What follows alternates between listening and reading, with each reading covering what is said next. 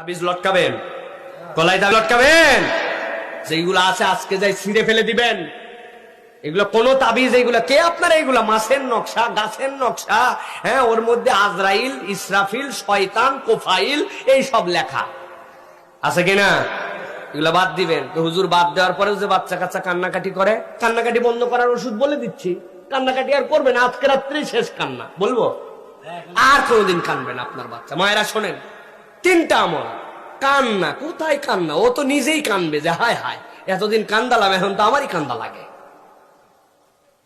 কুল হুয়াল্লাহু আহাদ, আউযু বিল্লাহি বিসমিল্লাহ সহ, কুল আউযু বিরাব্বিল ফালাক, আউযু বিল্লাহি বিসমিল্লাহ সহ, কুল আউযু বিরাব্বিন নাস, আউযু বিল্লাহি বিসমিল্লাহ সহ। বাচ্চা পড়তে পারে না, আপনি পড়বেন, হাতের মধ্যে ফু দিবেন, দিয়ে বাচ্চার পুরা গা সুন্দর করে মসে করবেন, একবার শেষ। আবার 3 কুল ফালাক, নাস, ইখলাস, হাতের মধ্যে ফু দিবেন, দিয়ে বাচ্চার গা মস। আবার ফালাক, নাস, ইখলাস, ফু দিয়ে 3 বার দিয়ে গা বন্ধ করলেন। এরপরে একটা দোয়া পড়বেন, বিসমিল্লাহিল্লাযী লা ইয়াদুররু মা ইসমিহি শাইউন ফিল আরদি ওয়ালা ফিস সামাই ওয়া হুয়াস সামিউল আলিম।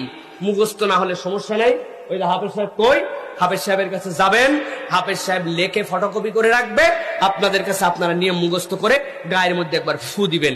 আর পাশে একটু তেল, সরিষার তেল আর পানি, দুইটা রেখে আউযু বিল্লাহি মিনাশ শাইতানির রাজিম বিসমিল্লাহির রহমানির রহিম, কোনো হুজুর লাগবে না, আপনি নিজে আউযু বিল্লাহি মিনাশ শাইতানির রাজিম বিসমিল্লাহ সূরা ফাতিহা পড়ে ওর মধ্যে ফু দিবেন। ওই পানিটা বাচ্চাটাকে খাওয়াই দিবেন, তেলটা দিয়ে একটু কানে, একটু মাথায়, 2 পায়ের তালুতে গায়ে দিয়ে শোয়াই দিবেন। দেখবেন কান্না কাটি সব বন্ধ, সব বন্ধ।